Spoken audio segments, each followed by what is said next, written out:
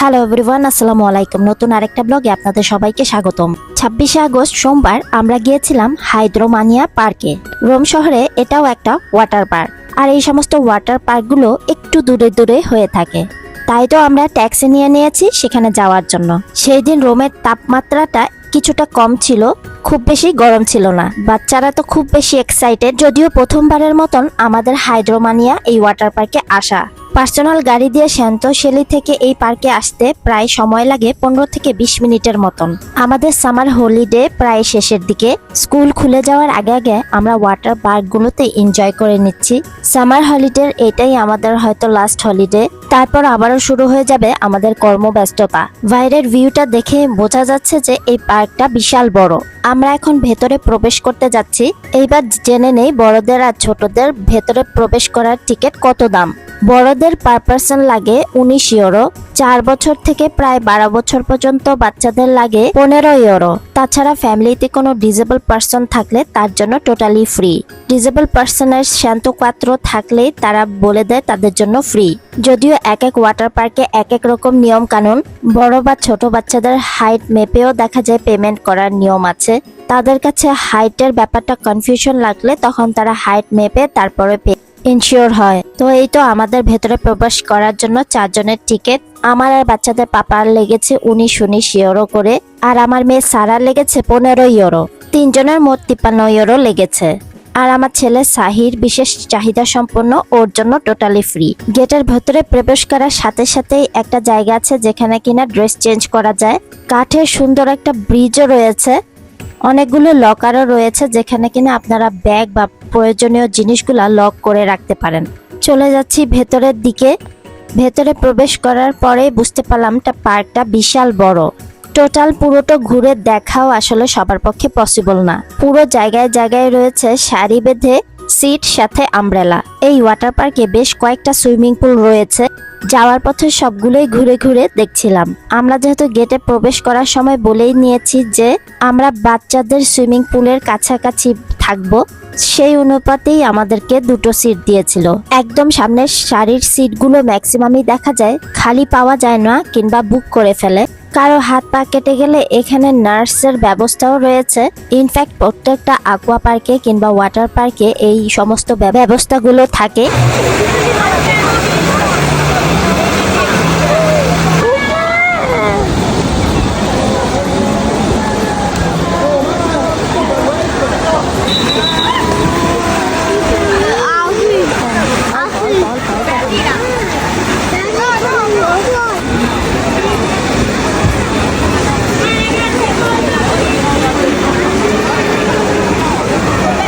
বাসা থেকে রিক্স টায়ারগুলো আনতে একদমই মনে নেই, তাই বাচ্চাদের নিয়ে এদিকে অপেক্ষা করছিলাম। আর বাচ্চাদের পাপা গিয়েছে রিক্স টায়ার কিনতে।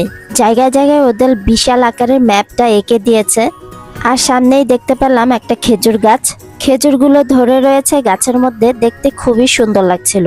পানিতে নামার আগে বেশ কয়েকটা ফটোশুট করে নিয়েছিলাম বাচ্চাদের।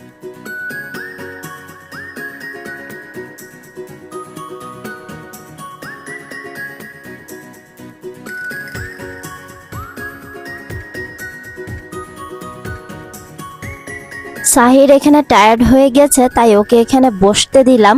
বাচ্চারা অপেক্ষা করছে কখন পানিতে নামবে।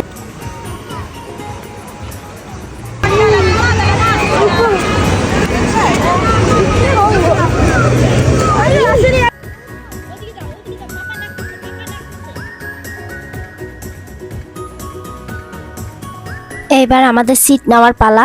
আমাদের সিটগুলো ভিতর দিকে নিয়েছিলাম। আজকের দিনের ওয়েদারটা খুব বেশি গরম ছিল না, তাছাড়া অনেকের সামার ভ্যাকেশনও শেষ হয়ে গিয়েছে, তাই আজকের এই ওয়াটার পার্কটা মোটামুটি খালি বললেই চলে। পানিতে নামার আগে বেশ কয়েকটা ফ্যামিলি ফটোশুট করে নিলাম। এবার বাচ্চাদের এনজয় করার পালা। এই বছর সাগর পাড়ে আমাদের যাওয়া হয়নি, তবে বেশ কয়েকটা ওয়াটার পার্ক বা সুইমিং পুলে যাওয়া হয়েছে।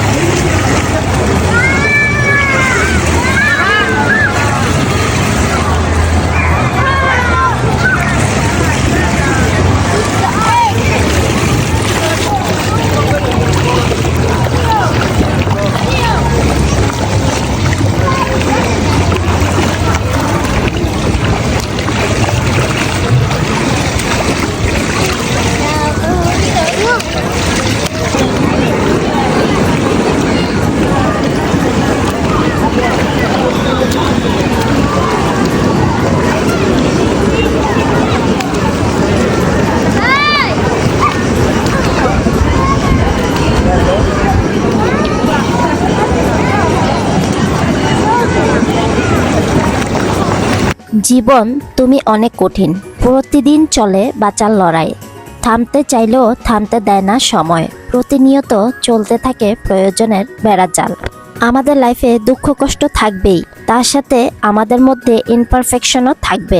লাইফে যে সবকিছু পেতে হবে এমন কোনো কথা নেই, অল্প কিছু পেয়েও কিন্তু আমরা সন্তুষ্ট থাকতে পারি। সুন্দর মুহূর্তের অস্তিত্ব আছে বলেই শত যন্ত্রণার মাঝেও আমরা আনন্দ নিয়ে বেঁচে থাকি। আমাদের মতন স্পেশাল নিডস প্যারেন্টসগুলো কিংবা স্পেশাল নিডস ফ্যামিলিগুলো এভাবেই বেঁচে থাকি, কখনো খুব বেশি আনন্দে, আবার কখনো খুব বেশি স্ট্রেসে। বাসা থেকে শুকনো খাবারগুলো নিয়ে এসেছিলাম, চিকেন নাগেট, হুইস্টেল, হামবার্গার আর কিছু ড্রিঙ্কস। আমরা আমাদের খাবারগুলো এখানে এনজয় করে নিচ্ছিলাম।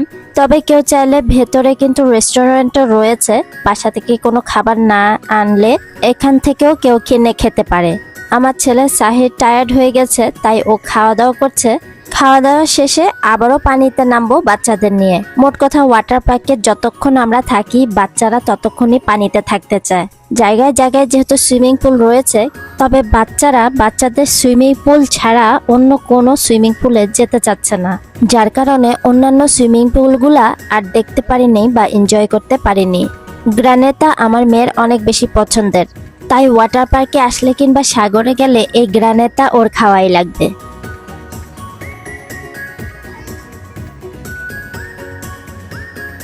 খাওয়া দাওয়া শেষে আবারও আমরা পানিতে কিছুক্ষণ এনজয় করলাম। ছেলেদের আর মেয়েদের আলাদাগুলো টয়লেট রয়েছে, আর প্রথম গেটের সামনের দিকে ড্রেস চেঞ্জ করার জায়গা রয়েছে।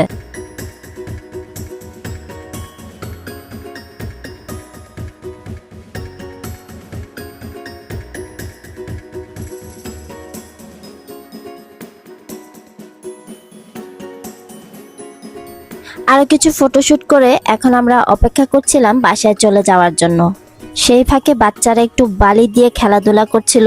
এই ওয়াটার পার্কে জু মারিনের মতো কিন্তু বাচ্চাদের কোনো খেলার রাইড নেই, শুধু রয়েছে পানির মধ্যে যেই স্লাইড, এছাড়া বাড়তি কোনো স্লাইড এখানে নেই।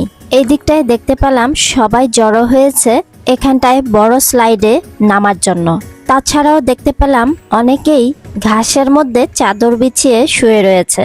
কেউ যদি সিটটা পে না করতে চায় তারা কিন্তু চাদর নিয়ে এসেও ঘাসের মধ্যে বসতে পারে।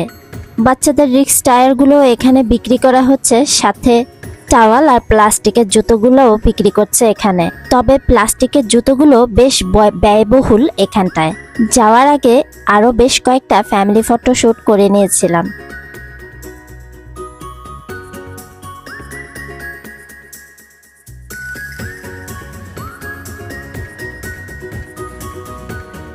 চলে যাওয়ার পথে দেখতে পেলাম আরেকটা সুইমিং পুল, যেটা কিনা একদম হুবাহু সাগর পাড়ের মতন। ঢেউগুলো কিংবা ওয়েভগুলো আর্টিফিশিয়ালি মনে হচ্ছে যেন একদম সত্যি সত্যি সাগর পাড়ের ঢেউ। বড় একটা টিভি স্ক্রিন সহ এখানে মিউজিকও বাজছিল। তাছাড়াও জায়গায় জায়গায় রয়েছিল ক্যামেরাম্যান। বাচ্চারা যেহেতু অন্যান্য সুইমিং পুলগুলোয় যেতে চাচ্ছিলাম না বিধায় আমরা এখানে আসতে পারিনি কিংবা নামতে পারিনি। যাওয়ার পথে আমার টুনটুনি বুড়ি আইসক্রিম খাওয়ার জন্য বায়না ধরেছে। পুরো রাস্তায় সে আইসক্রিম খেতে খেতে এনজয় করতে করতে গিয়েছে। ভেতরে মেন গেট পর্যন্ত যেতে যেতেই প্রায় লাগে 10 মিনিটের মতন।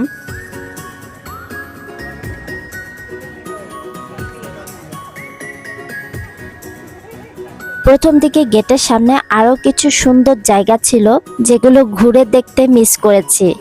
এত বিশাল বড় পার্ক আসলে সব জায়গাতে ঘুরে দেখাও সম্ভব হয়ে ওঠে না।